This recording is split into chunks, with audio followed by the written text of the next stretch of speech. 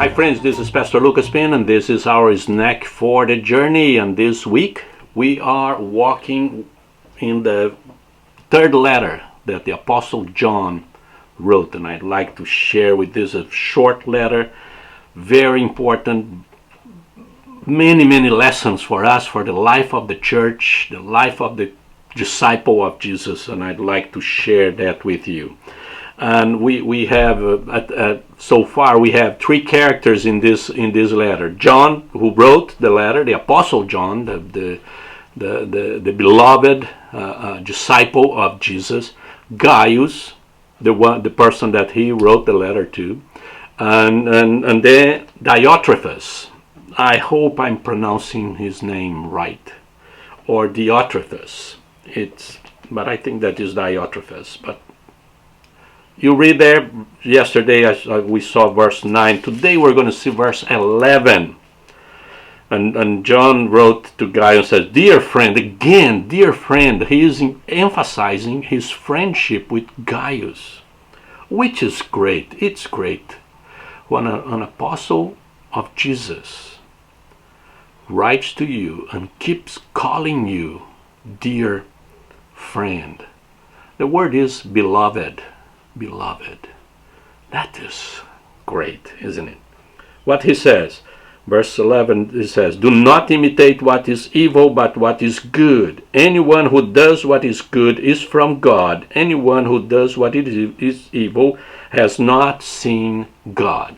What was going on here? We remember the last verse, we saw that John sent a letter, and Diotrephes did not receive him. So he sent a letter to the church, probably a letter with someone to preach and teach, and Diotrephes did not receive and didn't want to receive the guy. And if someone received, he would put that person out of the church.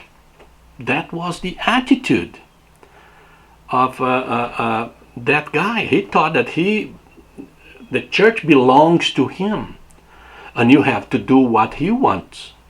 And if you don't do, you're going to get out. And he's going to kick you out of the church.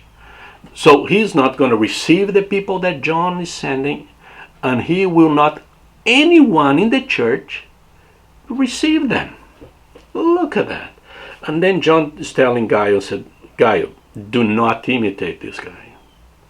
Do not, because sometimes we see those leaders, the strong leader, probably he's right, he has his reasons, and maybe I should do the same thing. And John said, don't do it. Do not imitate this kind of attitude. Do not imitate what is evil, but what is good. Anyone who does what is good is from God. You want to see someone from God? Do what is good for you, what is good for the church, what is good for the people. Do what is good. And anyone who does what is evil has not seen God. John here is questioning Diotrephes of his salvation. He said, this guy is not seen God. He has not seen God. He hasn't seen God, and if he keep doing evil, it's because he doesn't know God. He didn't have a very good experience with Christ and surrender his life to Christ, and he's not walking with Christ. Maybe he was saved, but he didn't grow in his salvation. And he needs to grow. So do not imitate what is evil.